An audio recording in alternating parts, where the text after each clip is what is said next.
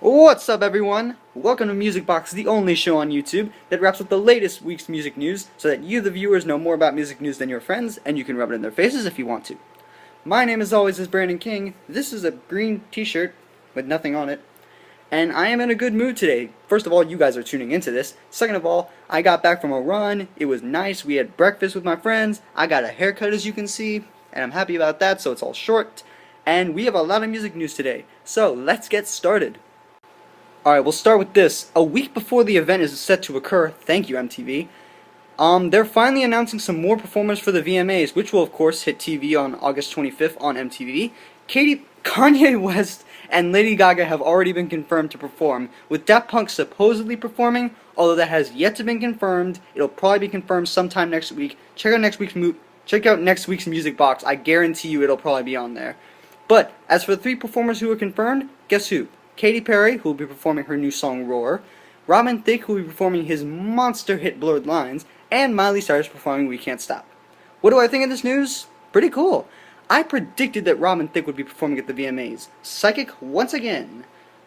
Let me know in the comments if you actually think I'm a psychic or if you just think I'm totally cocky at this. Please don't say I'm cocky, I don't want to be cocky. But as for these performances, I buy them. Thicke, as I said, would be a perfect choice to perform at the VMAs. Blurred Lines, awesome song, awesome video, so it makes total sense. Katy Perry was a little bit of a surprise. I thought they would want to wait a little bit more, and this just proves the apocalypse is coming. Now, I'll get to that a little bit later, but basically, it's weird because Lady Gaga is already performing. She's performing her new single, Applause, and now Katy Perry is performing her new single, Roar? Apocalypse now, I'm telling you.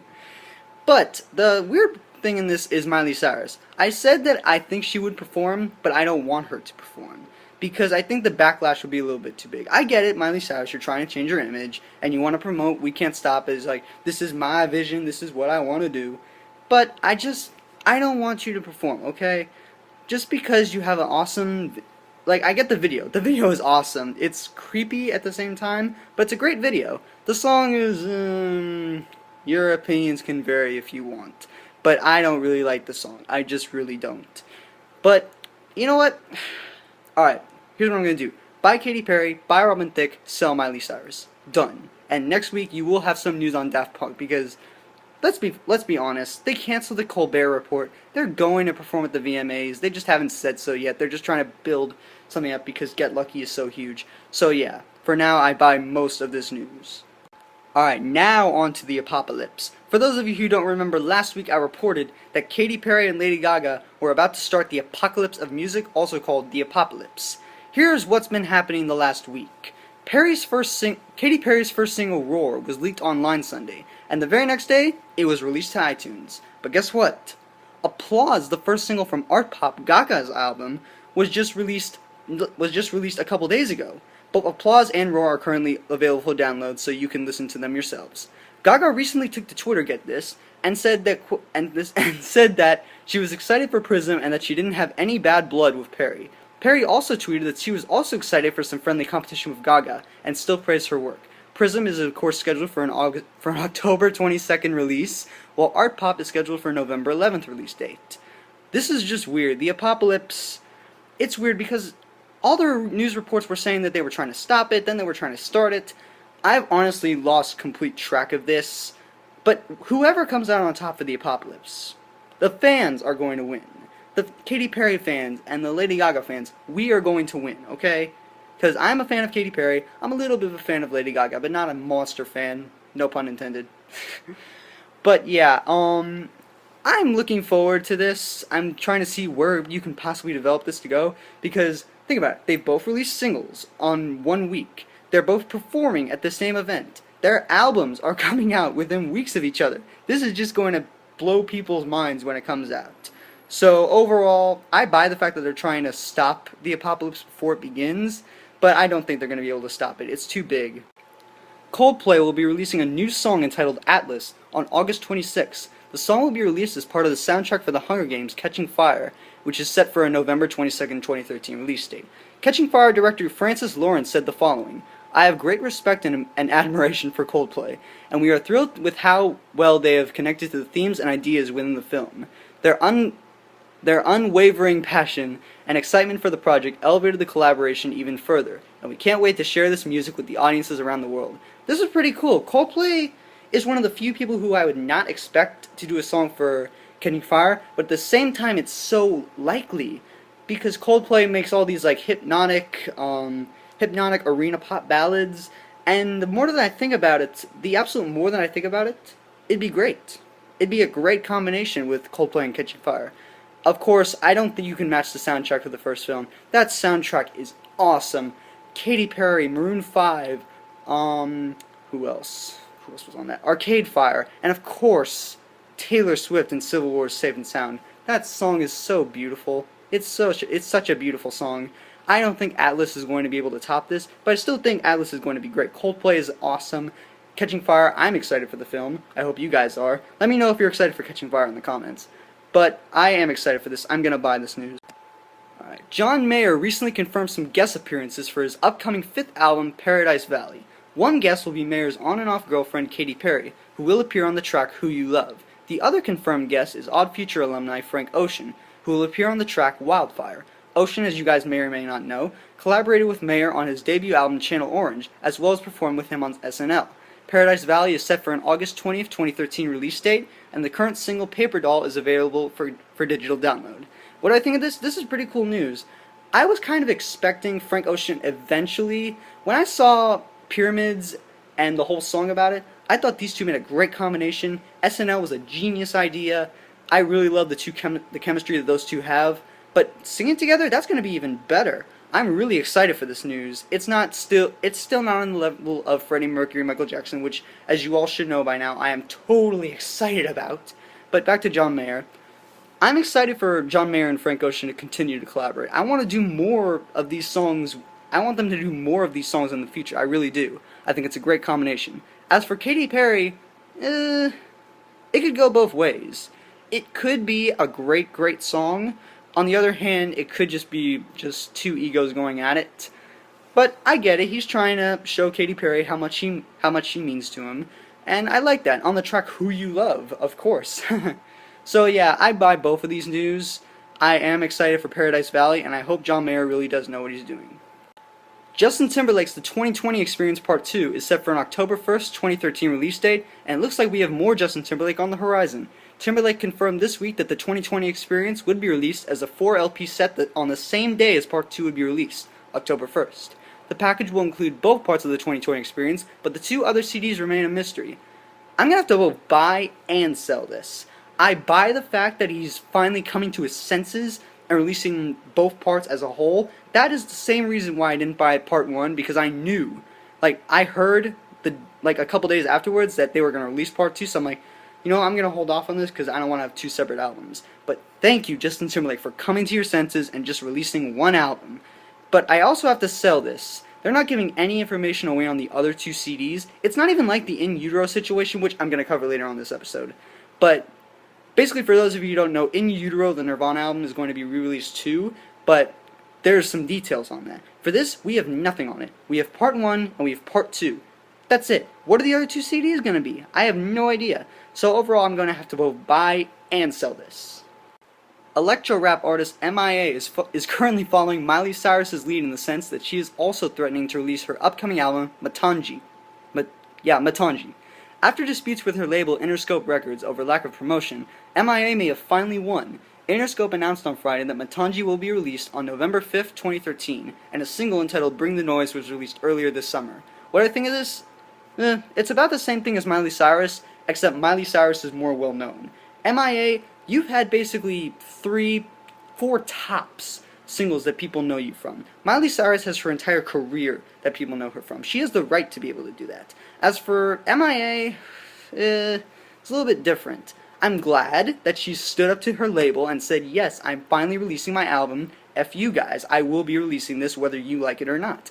And for once, she won. An artist won from a record label. This is so awesome. It proves that the record label doesn't have total power over the artist. This is so awesome. I thank you, M.I.A., for finally proving that point.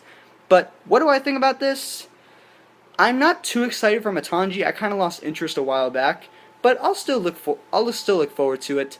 So yeah, I'm going to buy this news.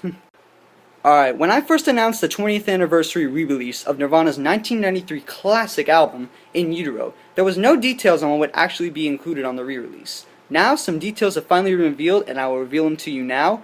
I will not have any opinion on this because there are a lot of details that you need to be aware of. Here's what you need to know. The re-release will include 3 CDs as well as a DVD. The first CD is the original album, In Utero, remastered along with B-sides and bonus tracks. The second CD will be a 2013 remix album suitable for 2013. That will contain a revamped version of the 12 original tracks, along with 11 pre-album demos. The third CD and accompanying DVD is a live performance of the band from 1993 entitled Live and Loud, live at Pier 48, Seattle, Washington, December 13th, 1993.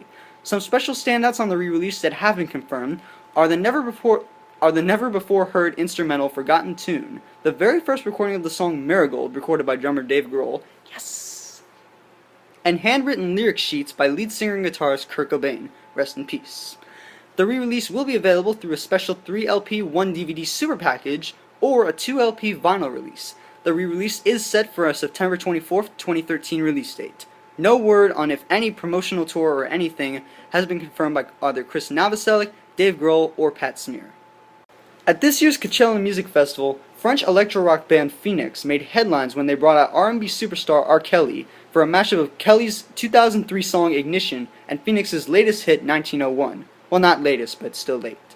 This week, the band hinted that we might be possibly seeing more of this combination. In a recent interview with Radio.com, when asked about the R. Kelly possibility, Phoenix said, quote, "Yeah, maybe soon you will know, maybe." What do I think about this? This is extremely cryptic. I would love to see more stuff from both Phoenix and R. Kelly, both separate and continuing. As you guys may or may not know, Phoenix's new album was just released. R. Kelly is working on his new album, which is currently untitled, as far as I know. I will look that up later. But I would want to see more stuff from this. I saw the performance. It was pretty cool. I didn't think, like, R. Kelly, the guy who sings about, I believe I can fly, who sings about, like, sex and stuff, and then you have Phoenix, who just sing, like, art rock, like, weird, like, almost Coldplay-like songs.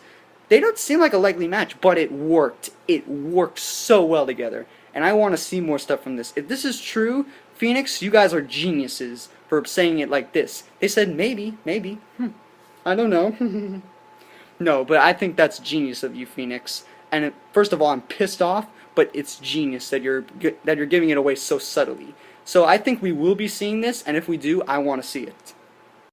Ed Sheeran is hard at work on his highly anticipated follow-up to 2011's Plus, and we finally have a guest for his album. Sheeran recently hopped into the studio to record with LA rapper Game, who tweeted this after the session: "Just made a classic record with the homie Ed Sheeran. One of the dopest sessions of my life." End quote. Sheeran is currently on tour with Taylor Swift supporting her latest album, Red. This is another weird combination, but unlike the Phoenix R. Kelly combination, we haven't seen anything from Game and Ed Sheeran together. If it was Yelawolf he was talking about, this would be perfect, because for those of you who don't know, Ed Sheeran and Yelawolf made an EP together a while back. It was called, what's it called? The Slumdon Bridge. You really should go listen to it. It's awesome. It's like rap, but it's also folk. It's weird, but it's awesome. Now, what about The Game? That's an interesting choice, because The Game is this hardcore, like total hardcore rapper, much more hardcore than Yelawolf in my opinion. I love both, but let's face it, Game is a lot more hardcore than Yelawolf. And then you have Ed Sheeran, who's just the acoustic guitar soft guy. So it would be very, very interesting. I don't know if you can duplicate the success of you did with Slumdon Bridge, but I'm gonna buy this for now.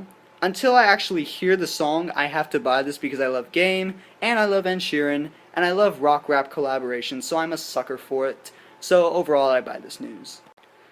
Ooh. After receiving extensive alcohol and drug treatments, Panic at the Disco drummer Spencer Smith recently confirmed what we've all feared. He will not be continuing the current tour. Frontman Brendan Urie took to the band's website and said this, quote, "It's become evident that Spencer still needs more time to take care of himself. I can't expect him to be fighting addiction one minute and be fully immersed in a national tour the next. With that said, the tour will continue without Spencer while he is getting the help he needs. Thank you all for your support and kind words." End quote. The band currently consists of original member Brendan Urie on vocals and guitar, and Dallin Weeks on bass and keyboards. No replacement for Smith has been reported yet, nor has Smith or the band said that he will be returning to Panic at the Disco. This is sad news. I love Panic at the Disco. I have a bunch of friends who love Panic at the Disco, and they're probably crying in their sleep. I kind of am too. You just can't see it behind my eyes. I'm very crying. But I'm sad about this news. I really did like Spencer Smith. It's sad that like slowly the original Panic at the Disco lineup is deteriorating. Their guitarist left, their bassist left a while back, and now Spencer Smith is taking some time off for rehab. I'm hoping he will come back. I don't think anyone can take the replace of Spencer Smith.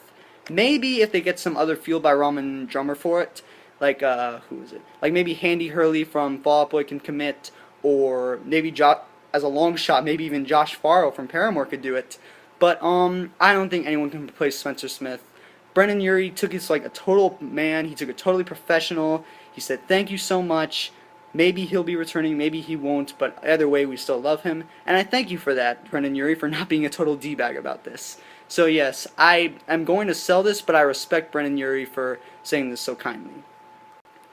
This next piece is a little bit interesting. First Lady Michelle Obama recently announced that she will be releasing a rap album to inspire healthy living. And no, she will not be rapping on the record. But she has released some other important details for the album. The album will be entitled Songs for a Healthier America and will be part of Michelle Obama's Let's Move program. And an A-list guest list for the album has been confirmed. Ashanti, Ryan Beatty, DMC from Run DMC, Dougie Fresh, Artie Green, and, get this, Salad Bar, a supergroup composed of Travis Barker, Matisyahu, and Ariana Grande, will be appearing on the album. No release date has been set. Wow! I don't know whether to buy this, sell this, or be in like the purgatory zone. First of all, when I heard Michelle Obama making a rap album, the first thing I could think of was Barack Obama singing. That's all I could think of. But then I heard the more details and I'm like, oh, this is a logical choice, making an album to promote healthy living. And I like what Michelle Obama has done with the Let's Move program. She made it hip without making it cheesy, but geez, this guest list. This is a weird but awesome guest list. Ashanti, I love Ashanti. She's an awesome singer. Ryan Beatty is a weird choice. So is Artie Green. Dougie Fresh hasn't been really doing a lot for a while except for teaching me how to Dougie. But DMC from Run DMC, what an awesome choice. You can't really have a collaborative hip-hop album that has like older stars without Run DMC. Get Rev Run in there, please. Michelle Obama, call up Rev Run right now and tell him to do a song with Run DMC on this. Could you imagine Run DMC doing a song about like vegetables and stuff? That would be just the cheesiest, most awesome song, not of their career, but one of them, like high up there. And the last thing I have to comment, Salad Bar.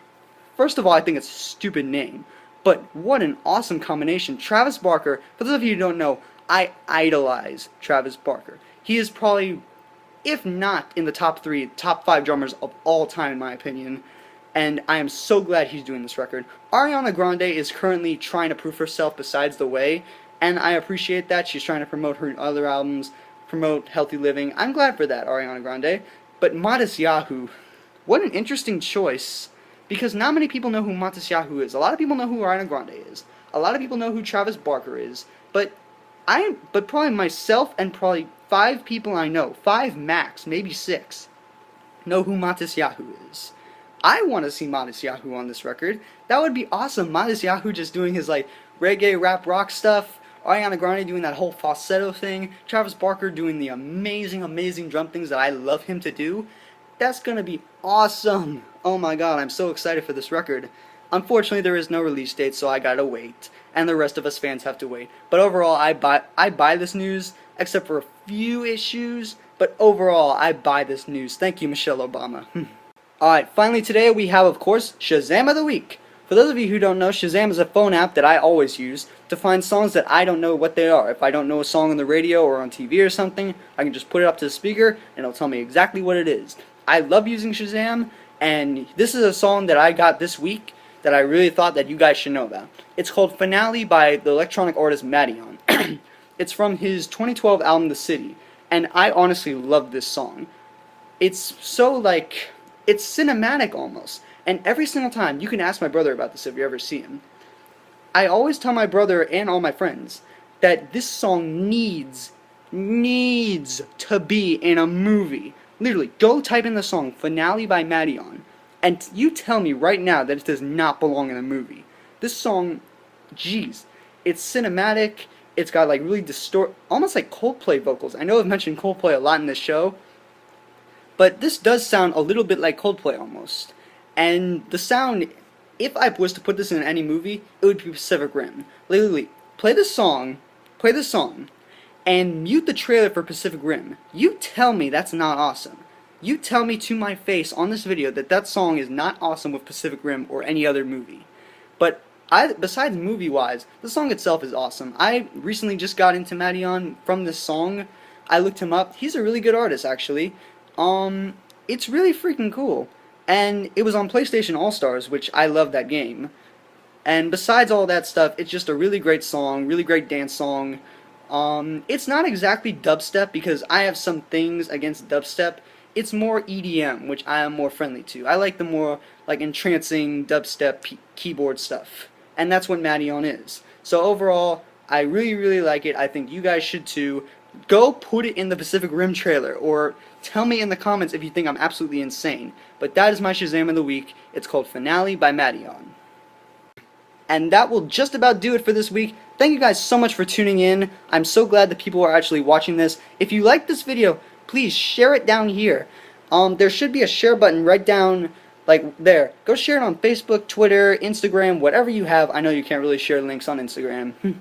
But just share it wherever you can. Just tell your friends this is an awesome show, or it's a crappy show if you think it's absolutely insane. But I think it's an awesome show. I hope you guys think it's an awesome show. Go share it to your friends. Also, I've left my Facebook right here, Brandon BK King.